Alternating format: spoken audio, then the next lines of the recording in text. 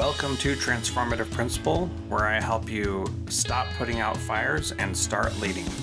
I'm your host, Jethro Jones. You can follow me on Twitter at Jethro Jones.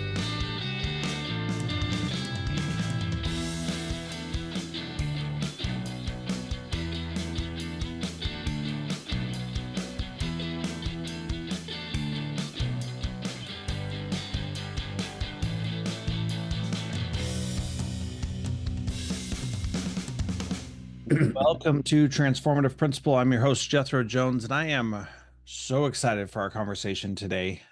Regardless of where the political and educational climate is, there's one thing that is very true, and that is that you in your school have to start telling people why they should come to your school instead of any of the other choices that are out there. Because choice for families is just becoming a bigger and bigger issue and more real all across the country. And I've been saying for a long time that eventually school's going to become hyper localized. And we see that with micro schools and things like that. But there's so much to this. Uh, and this is an area where we really struggle as public school educators. I reached out to my network and found someone who has a unique perspective on this as a former principal of Catholic schools, John Mihalyo, who was on episode 599 of this podcast. But I thought for this conversation, it would be worthwhile to bring him back and talk about, well, we're going to start talking about a branding audit. So John has done an amazing job of leading Catholic schools, and he is now coaching and supporting principals in doing that work. But one of the things that when he and I were talking last week, he shared was his brand audit, which I think is just so powerful. And so, John, welcome to Transformative Principles. So excited to have you here. Jethro, it's great to see you. 599. That's a big number there. Episode 599. That's pretty cool. Yeah, and this one is Yeah, episode like 660 or something. I man, don't oh even man, know. I feel very important there. So it's always good to be with you. It's always good to see you and converse and collaborate with you for sure. Yeah, so the thing that made me because you and I were just talking last week and you were sharing some of the stuff you were doing. And when you said a branding audit, it really hit me because one, I'm doing this School X book study on my book School X right now. And we've been talking a lot about mission, vision, values. And you have a unique perspective, having been in a place where you always have to sell yourself to get people to come, that people don't just come because you're right down the street and they're assigned to come to your school. People have to actively choose to go to a Catholic school and pay tuition out of pocket. So why don't we start there with this idea of you gotta make sure you're clear enough that you're valuable enough to command that tuition that your school is charging. Like that's just a foreign concept to most public school educators. Yeah, and I think that's something that because I worked in a public school as well. So people say, "Wow, how do you have this perspective, knowing what's like in a public school?" I worked in a public school as an administrator. Worked as a Catholic school administrator. So I've seen both worlds of that, and I know that in a public school setting, your budgets are given to you from a county perspective. Now, there's local things you might do as a PTA or things like that, or that you can control within your classroom or within your school setting. But for the most part, that's going to come down from your central office, and you're going to execute that. When you're running a Catholic school, your identity and your brand is really an individualized school decision in a lot of instances. Now, I know there's a few dioceses out there throughout our United States and throughout the world where it's like, oh no, we're gonna centralize everything and move it out. But for the most part, you're an individual entity, more of a system of schools as opposed to a school system. And so your identity and your brand is what you make of it. What do you want to be known for? What do you want your school to be all about? Do you want your school to be a classical school? Do you want your school to be one that's more known for your extracurricular activities? What is it that you want that identity to be? And what I see with a lot of schools that I work with is what they might think they are and what the public thinks they are sometimes don't necessarily match up. And so what I do with a lot of schools is really work with them from the ground level of tell me what's important to you. Tell me what's a big deal to you. What is it that you stand for? What's important to your identity? And let me learn about what it is that's making you tick. What's your mission? What's your vision? And then I'm going to conduct that branding audit for them to say, okay, I don't know your school, but this is what the perception of your school is out there. And I uncover a lot of different things for them. I believe me, I research their school as somebody who would be a prospective family is researching their school to see everything that I can find out about what it is that they're doing.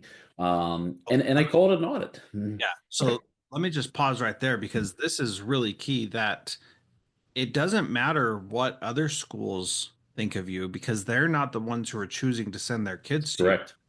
And so you can be popular in your district or your system or whatever, but the real value is when parents are looking for you, what does that look like and how do they feel like they see themselves sending their kids to your school. And like, even though schools, public schools, who are most of the people that listen to this, are not in that position, this is a very real thing that they have to deal with also. That, people decide where they buy houses based on what public schools there are. But I think that as choice becomes more expansive, that it won't matter as much. You're still going to have to go out and market and get those people in a way that you just haven't had to as a school leader before. And like, this is not necessarily next year, but for some families in your district, in your school, it is next year. They're looking right now, why should I go to your school? And so, even if you are part of a larger district, you still have to say, this is why you should come to my school specifically. And I've talked with hundreds of principals who have done this, and every principal who says this is what our school is really about and can communicate that effectively has a growth in enrollment and participation and engagement from families. All that really matters. So I want you to really go through that process, if you don't mind, of how you research a school like a parent would, because we often don't think like that. We look at the things that we care about. And let me just illustrate this for people real quick, because you're going to take us through it. But you and I were talking about a particular Catholic school, and you said, well, just a second. Let me pull up their website and I'll tell you, one, if they're doing well financially, and two, I'll tell you what their focus is. And sure enough, within about 60 seconds, you found out how well you thought they were doing and if they were like in trouble financially. And you found out what kind of people they are catering to. And I'm pretty sure you nailed it, which was super insightful for me because I wouldn't have even thought to look for those things. So tell us about how you go through that and look at it like a parent. Yeah, so I think what I'm trying to do is to gain an understanding of what's important to your school. And I give you a prime example of this one. A school that I work with a while back asked me to do some research on what it is. And I said, okay, tell me what it is that you're all about. And they said, well, we do A, B, C, and D. And I said, great. When I did mine, I'll tell you what was most important, athletics. Because that was the only thing that was on social media. That was the only thing that was on their website. That was the only thing all the stuff that they wanted to highlight, which they were doing really, really, really well, was kind of being put on the back burner so that they could highlight their school's athletic program. And their athletic program was very good. Don't get me wrong with that. But you can't have your athletics being the focus of everything on every outlet that you have when you want people to know about your school for these other reasons as well. It can be a piece of what it is that you're doing, but if that's going to be what your lead in is, then you're going to be known as a school that people are going to look to for athletic purposes. And so when I'm looking at things, I am looking at, as I said, I am treating it as I know nothing about your school and you've asked me to apply to your school. You want me to send my child or my children to your school, and you're inviting me to do that. Why should I do that? What is it that your school is all about? You would be shocked when you go out there and you look at things. You say, well, what do the parent reviews say about a school? If the last parent review you have is 9 years old, it really says two things about your school. Number one, it says that your school's not getting a lot of traction online, that people are even, reviewing your school. Okay. But just imagine if that last review that was 9 years ago is a negative one. Well, maybe your school's changed a lot since then. So, how do we help these schools work in their favor. Okay, because we want a school that goes out there and, hey, how are we getting those parent reviews? What are they saying? But then the other piece of this audit, Jethro, is that I want to give this school that I'm working with actionable items that they can do within the first 30 to 45 days after we're done with our audit, to say, here's some simple things you can do right now that are going to improve these areas and improve your school brand. I mean, right now, like low hanging fruit, easy, because you start to see them over and over. As principals out there, we all know this. When we get a question from a parent once, we say, okay, there's a question, we better take note of that. When we hear it twice, we go, okay, there's a pattern brewing. When we start to hear it for the third and fourth time, we say, we better get out in front of this because there's something that's being asked numerous times. You would be shocked when you do a branding audit on a school how the same patterns start to appear over and over and over again, whether it be positively or negatively, that are working either for that school or against that school.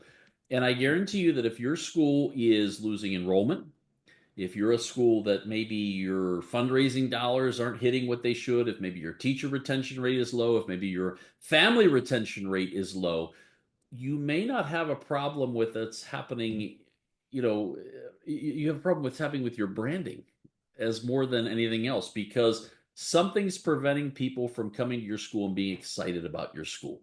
And when you have those wins, it's contagious. And so setting yourself up and making that investment to go out and say, hey, what are we all about? And what's our online branding audit right now? It really, really pays huge dividends for schools for sure. Well, and the thing that's so fascinating here is that you can see these things with a lagging indicator, which means you see them after the problem has already happened and it's essentially too late for you to go back and change what has happened in the past. What you want to look for are the leading indicators that say these are the things that are clearly showing that it's not doing what we want it to. So that school you mentioned that has these different things that they're proud of, the only thing they're putting on social media is the athletics part. And that's fine if that's what you want to be known for. But so like here in Spokane, we have Gonzaga Prep, which, as you can imagine, is really good at basketball, because Gonzaga is right down the street and they're also really good at basketball. And so Gonzaga is really good at sports, but that is not the thing that everybody talks about around that school. It is part of it, but it is not the thing. You know, people say about Gonzaga Prep that it's about the community and the kind of people that their kids become. Those things seem to be more important. And bonus, they're really good at sports and do exceptionally well all the time. And so that branding piece really has helped them from me who's not interested in sending my kids to that school, and that's just what I hear in the neighborhood. But there is definitely an importance on athletics, but it's not the sole thing. And when I look at a school, I have, and I know you and I have shared this, but for those who maybe have never heard of me before, elementaryadvancement.com, I have what I call pillars for enrollment growth, pillars for advancement growth. And within those pillars, we're going to be looking at our operations. We're going to be looking at our community engagement. We're going to be looking at our Catholic identity. We're going to be looking at our community engagement in terms of, are people actually involved with what's happening at your school? And so I literally go through each of these areas so that I can say to a school, hey, sometimes it's your operations piece. You're all operating on different things. When I asked you what was important to your school, I got six different answers. And here's a great exercise with that. And I actually just gave this to a school recently. I said, go in, when you have a faculty meeting, ask your faculty this question. You are getting on an elevator to go up a building, let's just say the Empire State Building, whatever the case might be. And as you are waiting there for that elevator to come and the doors to open, a mom and dad and their kids are coming to get on that same elevator, and maybe they're rushing to get there, and you have your shirt on for your school, and the door opens and everybody steps onto that elevator, and as the door closes, the mom or the dad looks at you and they go, oh, Gonzaga Prep, tell me about that school. Do every one of your faculty members answer it the same way? Because you have 30 seconds before that elevator door is going to open, and you have 30 seconds to tell that that family, that parent, everything that you want them to know, would everybody on your faculty give that same answer? And if you have 40 faculty members and you got 39 different answers, you have something that you need to talk about, because then that says to me that your branding isn't clear. Now, I recognize that somebody might say, "Oh, we have a great fine arts program and we have a great English department. We have," and you're being complimentary, but what's that one thing that you want people to know about you? And what's that brand that you want it to be? And that was something that as a principal, we would actually talk about with our faculty, is that exact question of, you have 30 seconds to tell everybody about our school. What would you say?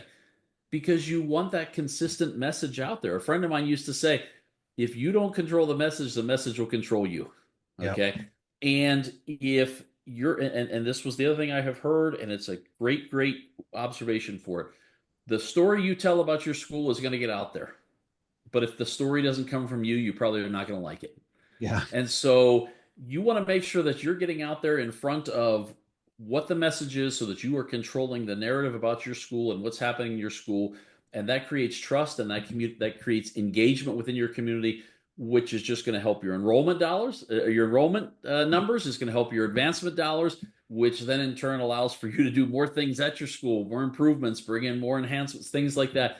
It snowballs, but people have to take a minute to ask those first questions so that you can have those key successes down the line.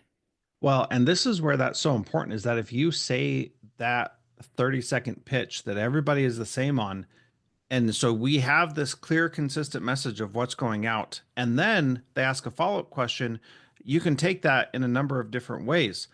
But by having that clear 30-second pitch of this is what our school is about, it makes it possible for everybody to be on the same page about what is it that we're really trying to do. And here's the key that people often forget about is that when that's the key focus and everybody knows that's what it is and you can say it in 30 seconds, then all of your other decisions become aligned to that and become in support of doing that. And in this book study that I'm doing right now, that's been one of the key takeaways for the participants is that they're realizing that if they can't say succinctly what it is that they're about, then it just doesn't work and they just don't communicate clearly what's really going on. And to that piece, you talked a little bit about parent reviews about your school, and one of the principals in that group said this that I thought was so powerful. He said that he's going to, when he does surveys, he's going to say, I want to hear what your dinner conversations are around the table about our school. And by asking for that kind of feedback, he saw an increase in responses to what people were willing to give him feedback about. And his is a Christian school, not a Catholic school specifically, but the idea there is the same that because he cared so much about their individual responses, and he told them they were willing to tell him what was really going on and that it wasn't just a, oh yeah, sure, I'll give you feedback on this click, click, click survey, or I won't even answer it, which is much more common. And he said that his response rates were up from just making that one little change of being intentional about what he's asking specifically. Well, and I think I'll go a step further on that one. Okay. He's also, you need to, you want to have people having those parent conversations or those dinner time conversations, but what are you giving them to talk about? Yeah. Okay. Create those opportunities for those dinner conversations to happen. And then it's even going to go a step further with that feedback of things. Yeah. Okay. So Um, explain that a little bit more, John. What do you mean by give them topics to talk about? What does that look like? well, I think it's creating those moments within your school setting that gives people those opportunities for conversations at home. Okay. I'll give you a really neat one here. Do you think if the principal came through your classroom juggling on a unicycle, do you think that that would make parent conversation at home at the dinner table? I absolutely guarantee you. Now, I'm not advocating for that, but what I'm saying is that's something that unique that would stand out, that you've created an opportunity for people to say, "Oh, you're never going to believe what happened today." So when we talk about those things, Jethro, just what are we doing to create those opportunities? Is it a great lesson that happened in class? Is it a great assembly that you have? Is it a pep rally that you have? Was there a special announcement when somebody's birthday was recognized? What are we doing to create those opportunities for families to have those dinner time conversations with each other? Because that's where it all starts right there. And I think what we want is when we talk about parent partnerships, that's truly what it is. There has to be that uh, equal interest in the success of the school. It's not just a come when we need you or come whenever we're going to need a fundraising thing or something like that. We truly want to create those parent partnerships at home. Well, Um, and to that point, John, this is something that I am really a strong advocate for, is that we're not asking parents to partner with us. We are partnering with parents in raising their yes. children. And that small distinction, I think, means all the world to parents, that we're not saying send your kids to us and we'll raise them. We're saying, oh, you're raising some kids, we should be part of that because we can help you in a lot of really powerful ways. And then the fundraiser, the ask for time, money, and all that stuff becomes much less of an ask because you're an active participant with them and helping them raise their child. And it's not like they're sending their kid to you for you to do everything. You're helping them more than they're helping you. And if you think about this one from this perspective, and I know in a public school setting, sometimes you have, and I remember from my days in a public school, we literally had a year where for a kindergarten class, a group of students were at school A, and then for their first grade year, they went to school B, and their second grade year, they went to school C, and then finally finished up at school D because that's the way that the growth in the system was going to be. So a kid would go to four different places over four different years, which is very, very stressful for a parent. And you talk about trying to get to know a school community and environment and things like that when you know it's going to change in a year. I think when we talk about our Catholic schools, we are basically saying to our parents, listen, you're going to enroll here in preschool. You're going to be with us through fifth grade or eighth grade or 12th grade in some instances, and you're with us. We're here. You're going to be here. We're going to grow together. We're going to watch your kiddos. And that was one of my favorite things to do as a principal of a pre-K through eighth grade school was I could watch those little ones come in during their preschool years. And then when they got up to those fifth, sixth, seventh, eighth grade years when they were getting promoted or graduating out to a high school level, it was fun to see Yeah. because you know those kids from when they were this high and now they're taller than you are. Okay. And so I think that's something that's just so rewarding for our Catholic schools is you know your Catholic school is not going to be expanding and splitting into two and things like that. These are going to be families that are going to be with you from day one. And this is what I think we have to keep in mind as Catholic school principals is these families that start at your school want to know they are going to finish at your school. And what's going to make them kind of press pause on things? Well, if your school culture is not great, or if your tuition gets to the point where it's unaffordable.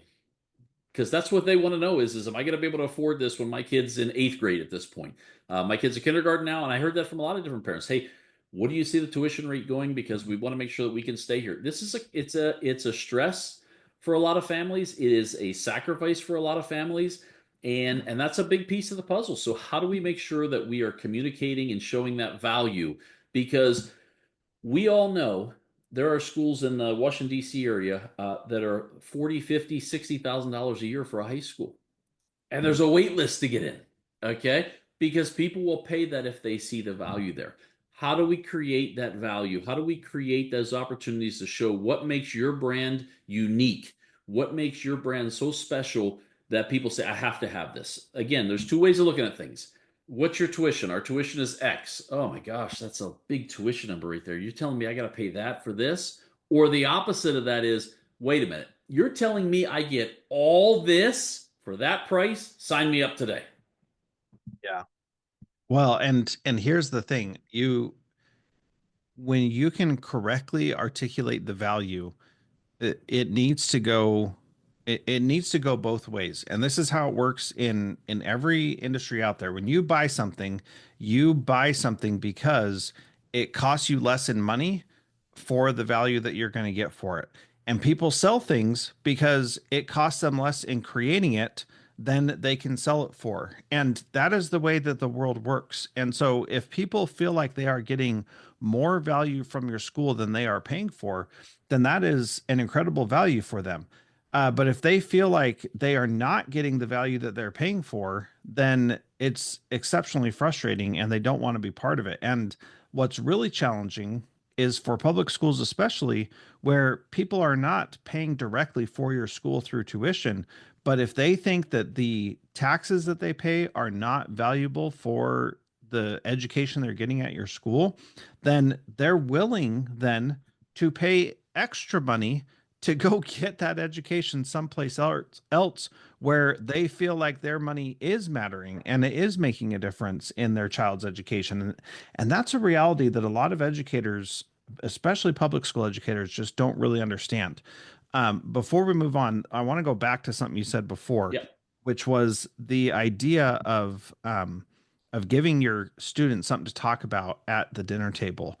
And the best compliment that I ever got from my middle school parents when I was still a principal was that they would tell me my child is talking about school and they have never talked about school. And that was the coolest thing. And when that happened, I was like, we are doing something right because our kids are going home and talking to their parents about what happened at school. And most of the time, that was a good thing. Sometimes that was not a good thing, but both those things happened. But the fact that the kids were talking about it was a huge win and something that up to that point I hadn't ever seen in schools as a whole. And I'd seen it in my classroom sometimes, and I'd seen it in unique single situations. But at my last school, that was happening all the time. Every time I talked to a parent, they'd be like, "Whoa, what are you guys doing?" Because my kid is talking about school every single day, and that just doesn't happen. And that is a pretty cool experience when you hit it and you know that you're doing something really good.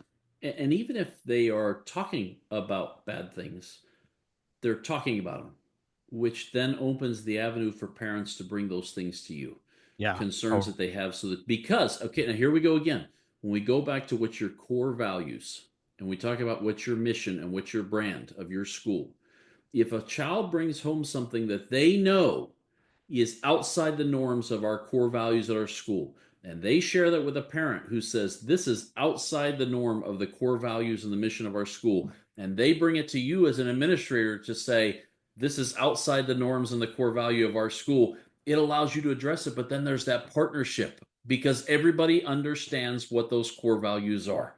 And you think about this one. I when I give a keynote talks, and I've given some keynote talks just about branding and about enrollment and about. But one of the things we talk about with branding is this one. And Jethro, I know you and I are both big fans of Apple, and that's not to turn off any Android folks that are out there. But I want you to go back into, and one of the examples I give to people all the time is go back to when the first iPhones just came out. And I remember vividly sitting in my office as a principal, and my athletic director had this device in his hand. It was an iPhone. And I said, "What is this thing?" And he said, "Oh, you got to get one of these." And I said, "Well, why do I need to get one of these?" "You got to watch what this does." And I remember he had Shazam. For those of you that remember the Shazam app, where you could listen to a song and it would tell you who sings it and everything like that. And he's rambling on and on and on about all the stuff that this new iPhone does. And I said, I got to have one of these. Okay. Now, I could go get the flip phone that was free, or I could pay for the iPhone, which was X amount of dollars. But I said, I got to have one of these because I'm seeing the value that it brings. And guess what? When a new iPhone comes out, a new device comes out, whatever it might be, you have people that are willing to wait in line just to get the updated ones because they've created that reliability and that trust in saying, I got to have this. Even though I got this one, I got to have this one. So when you talk about creating those word of mouth opportunities, if you think about it, how many people, I always ask this one when I give a keynote talk about branding. I say, how many of you in here have an iPhone? And usually about 75% of the room will raise their hands. And I'll say, how many of you bought it because of a commercial? And maybe there's one person whose hand is still up. And I said, then why did you buy it? If you didn't see a commercial about it, how did you learn about it? Somebody else told me about it. So there's the power right there. Imagine using that kind of a power of marketing through word of mouth that you are creating within your own school to grow your school's enrollment, to grow your school's advancement efforts, to grow your school's culture. Imagine harnessing that power right there of just that opportunity to just have everybody on the same page and working from the same playbook right there. That's how important branding is right there. Yeah, for sure. And so nobody buys it because of the commercial, but the commercial helps tell the story and helps them know what it is that they are getting with that value. So it's the word of mouth, it's the branding, it's the marketing, it's all this stuff coming together. And the time is past for school principals to ignore that. And as principals keep ignoring that, they do it at their own peril. Now, as we close up here, you promised something Yeah. that you would take Gonzaga Prep and you would tell me something about that school without knowing anything about it. Yeah, So so I've not been. you I got. will tell you right now that and this is a something that you have to realize when people want to talk about your school. What is your school and what are people looking for? I will bet you on the front page of Gonzaga's website, Gonzaga Prep's website, and I've not been on their site. I don't know anything about their school. We know about it because you mentioned it.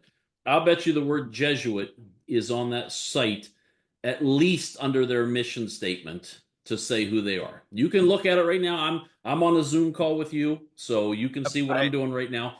But I will bet you that if you go on Gonzaga Prep's website, under the About Us, I'll bet you the word Jesuit appears multiple times, or at least once, because that's what one of the things that Gonzaga Prep is going to be known for. So why would you not be touting that as a Jesuit affiliate or Jesuit school? So well, you can check that. I actually did check it because I figured it'd be something that you'd be able to tell me was on the website. And sure enough, homepage, first thing, our mission, Gonzaga Preparatory School is a Catholic Jesuit college preparatory school that educates students according to gospel values, inspiring leaders who create a more just and loving world. That's not on like a little carousel that cycles through. That is a solid, that is right there. Boom, first page. That's Front what. and center.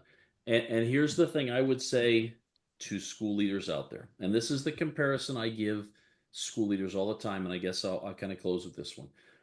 Everybody has seen the movie Finding Nemo. And if you haven't seen it, go watch it because it's an entertaining movie. There's a scene at the beginning where the little fish is trying to cross the street, so to speak, and there's chaos going all around. There are just fish swimming every which direction, and he's having a hard time getting across because there's so much traffic. Just think about it if that's the messaging of your school right now, what that says about what's happening. What message does that convey to parents? Then you think a little bit later on in the movie when Nemo is, or when the fish are in the stream with the turtles and everything like that, and they're all going the same direction, and they're all kind of going in the same place. And there is your piece right there, which is your alignment piece. We're all kind of moving in the same direction. But then I want you to think about the scenes where like somebody will say, "Hey, have you seen this person?" And a whole school of fish at the same time form an arrow to point that way. Yeah, yeah. There's your integration. So if you can go from chaos to alignment to integration with the mission of your school and the branding of your school, think of how much better your school is going to be for your students, for your families, for your faculty, and for yourself as a principal, because that's all it's integrated. Everybody's just playing from the same sheet of music right there. Just think about those three visuals in your head: the chaos, the alignment, and the integration. And boy, just think of what your school would look like if it was fully integrated into that common branding and that common mission. Yeah, that's beautiful. That's a great place to end. Now, one of the things that I want to just highlight is uh there's a lot that goes into this, and there's a lot of different perspectives and different things that you can have as part of this. And the real thing that matters in this is that you're doing something, right? You don't have to be perfect at it, but you need to be at least intentional about it. And so, even if your school is right now a terrible school, you can be aspirational and say, this is where I want to get to, this is what I want to do. And that really matters. So my last question for you, John, is this. What is one thing that a principal can do this week to improve the branding of their school and be a transformative principal like you? I think one of the biggest things that I would advise principals to do is to take a deep breath and recognize that what they are knowing is the problem, everybody else probably already knows. Yeah. And don't be afraid and don't try to slap lipstick on a pig and say, "No, no, I think I can make this go away," kind of thing. I always wanted to be the first one to know there was a problem rather than the last one. Yeah. And if you're honest with yourself and things aren't going well, if your enrollment used to be at 300 and your enrollment right now is at 120, everybody probably has already figured out that your school's struggling for some reason. If you were doing a fundraising event and nobody showed up for it, that probably sends a message that either you picked a really bad day or something's not going real well. And so the question I would ask you is, what is it that is causing things not to go well? And if it's your brand, you can fix these things because sometimes it's just a matter of improving your communication. Sometimes it's just a matter of improving how you're doing things. One school that I worked with, the biggest thing they needed to do was to change the format of their newsletter because the way they were sending it out versus the way that parents were receiving it were not connecting. And it was that simple adjustment to something that they were able to do, which started them on a path of growth. And they saw that just in 1 year, they've seen a tremendous increase in enrollment right there. Things are looking really, really good for this school now. And so it's something that I'm really excited about. So, what I would say to that principal is don't be afraid to say it out loud of I think this is a problem and let's tackle it head on. And obviously, Jethro, you know me. I this is what I do. I help these kind of schools that are wanting to get better. With maybe it's a school that's really struggling and they just want to get to good, or maybe it's a good school that wants to get to great. We all want to get all of our schools to great, but you're not going to get there in one day. And there's a great Covey concept that he used to talk about called the law of the harvest. If you go out and you plant crops in the field today and you water them and you expect that tomorrow morning you're going to have a whole field of corn or wheat or whatever the product the produce is that you just put in, you're going to be disappointed. It's not going to happen overnight, but you have to get things ready. You have to water it, you have to tend it, you have to get rid of the weeds, and that's when you're going to see a bountiful harvest when it comes time. It's not going to happen overnight. Yes, there are some things that you can do to fix things in a 30 to 45-day window right there that are going to drastically help that long-term piece of things. And those are things that I help schools with all the time. And sometimes it's just those little bit of tweaking to the messaging piece that makes such a big difference to schools to allow them to just reap a bountiful harvest. So if I can help a school, I love to do this. This is something I really get excited about. You've kind of seen the reporting that I give the schools and just how thorough it is. Yeah. I go through a whole different allotment of things to say, hey, these are the things, and this is how you're doing here. This is how you're doing here. It's a great tool that schools are really really benefiting from, and so I'm really happy about that. Yeah, and you can go check out all the stuff that John does at elementaryadvancement.com. Is that the right website? That's correct. Elementaryadvancement.com. And also have the Catholic School Leaders podcast out there as well, which you know all about. And so, Oh, yeah, good. so any way I can help people, I am here. Connect with me on LinkedIn. I'd love to connect with you on LinkedIn so that we can grow together as well. Yeah, and if you are leading a Catholic school and you are not listening to Catholic School Leaders podcast, you are definitely missing out. A great show. John has a unique perspective for you Catholic school leaders, and you should definitely check it out. So there are links to uh, his LinkedIn, his website, and his podcast in the show notes at transformativeprinciple.org. John, thank you so much for joining me today, and it was great to chat with you. Jethro, it's always great to see you. I appreciate the time.